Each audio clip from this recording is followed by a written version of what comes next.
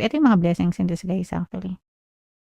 So, mama-manifest niyo itong mga blessings in disguise na 'to, guys. So, 'pag sinabing blessings in disguise, merong mga inaalis si universe sa buhay niyo. Nagkakaroon ng divine intervention mga kapiksi. So, inaalis niya yung mga toxic na tao, bagay, sitwasyon na nag-o-occupy ng space sa buhay mo para 'pag naalis yun, magkakaroon ka ulit ng space sa mga panibago and yung mga bagong dadating sa inyo, yun yung mga blessings na deserve niyong makamtan talaga, mga kapiksi. So, whatever kung ano man yung mga mawala sa inyo,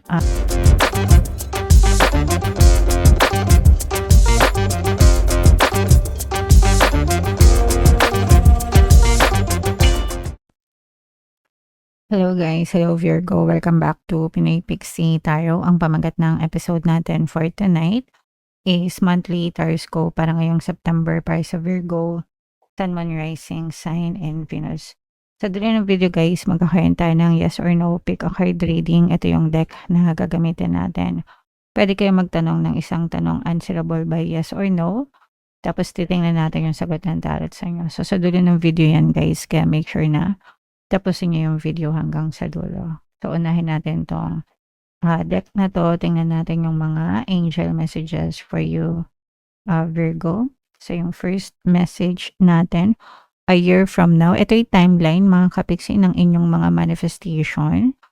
A year from now. But pwede itong mas mapabilis. Pwede pa itong mas mapatagal. Depende sa focus nyo. Yun dun lang nagkakatalayan mga kapiksi. The more na mas focused kayo, the more na mas receptive kayo mga kapiksi, the more na mas nagmamanifest yung desires nyo. Kapag kayo ay maraming balakid, maraming distractions, mas pwede pa tong tumagal, guys. Kaya importante yung pagiging consistent and yung pagiging focus nyo sa mga goals nyo, sa mga desires nyo para mas mabilis siyang mag-manifest talaga, Virgo. Okay? Alright, and ito naman, another message for you, Virgo, a romance, yee.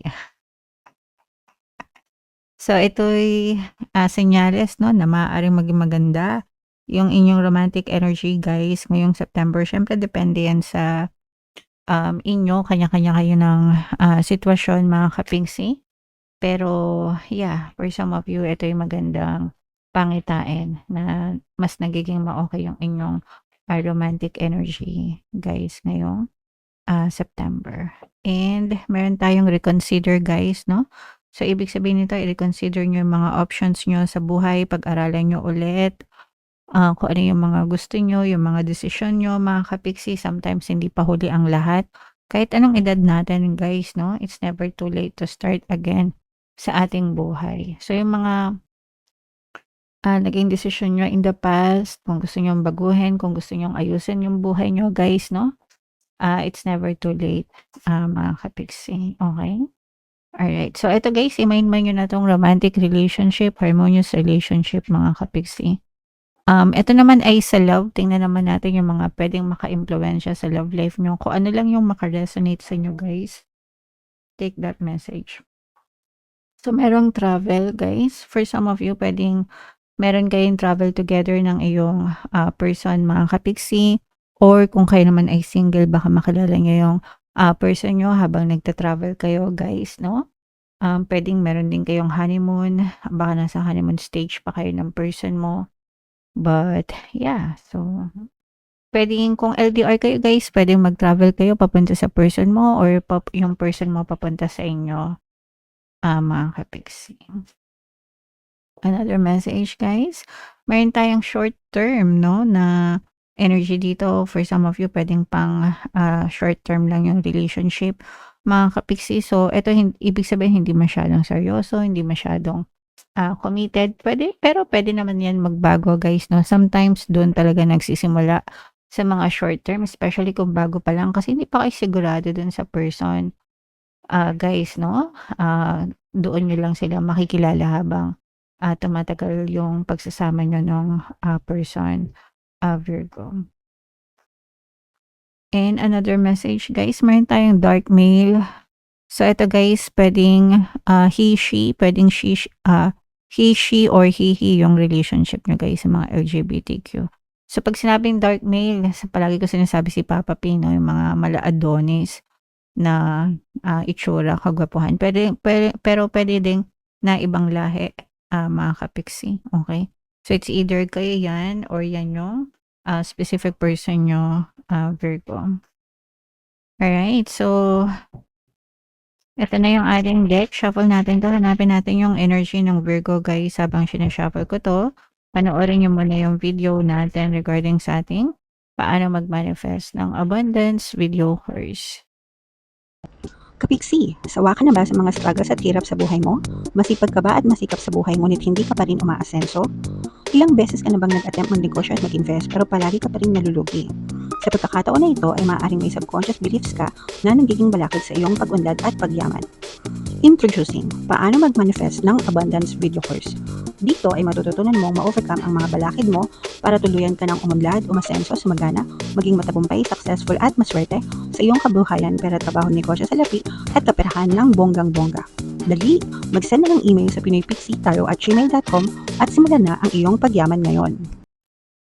Alright, so sa lahat ng gusto mag-avail ng course guys, meron tayong paano mag-manifest ng abundance video course, paano mawala ang third party at magkaroon ng harmonious na relationship, paano pabalikin si ex or vice breakup. Sa mga interesado guys, mag-send lang kayo ng email sa pinoypixie@gmail.com. And sa mga naghahanap ng pampaswerte guys, meron tayong money shaker jar. Ito yun guys, no? Super liit na bote pero super effective, super powerful. At saka ito, dami nang sumakses dyan guys. Ito yung ating WhatsApp number. I-chat nyo lang ako sa mga gustong sumakses guys.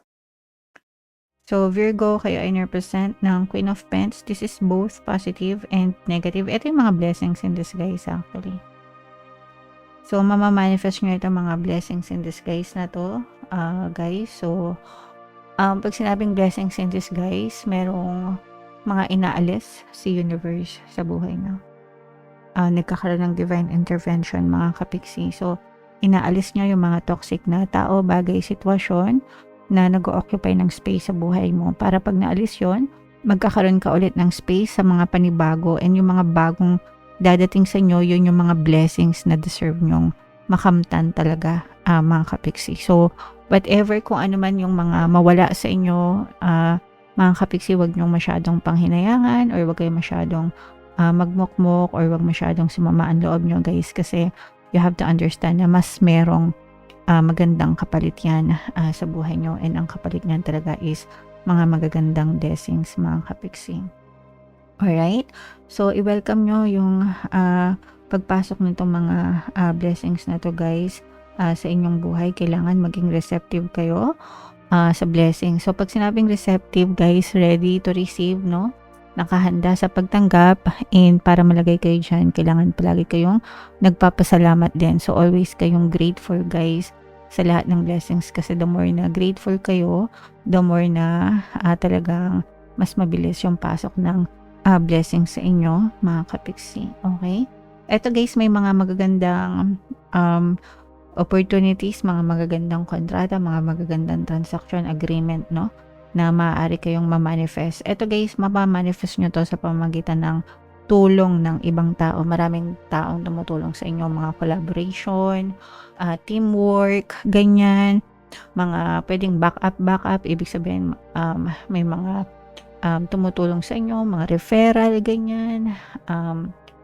Yeah, people putting out good words para sa inyo mga kapiksi. So nakakatulong yan sa inyo guys. So, especially guys kung nasa sales kayo, let's say for example, nasa sales kayo, nagbebenta kayo, or may mga business kayo, mga kapiksi, malaki yung tulong nitong collaboration na to, partnership, para mas lalong mapagtibay nyo yung status ng negosyo nyo guys. Pero kahit hindi negosyo guys, let's say nasa sales lang kayo, nag-aahente kayo, ganyan, no? So nakikita natin na talagang maraming kayong mga referrals, maraming mga tumutulong sa inyo mga kapiksi.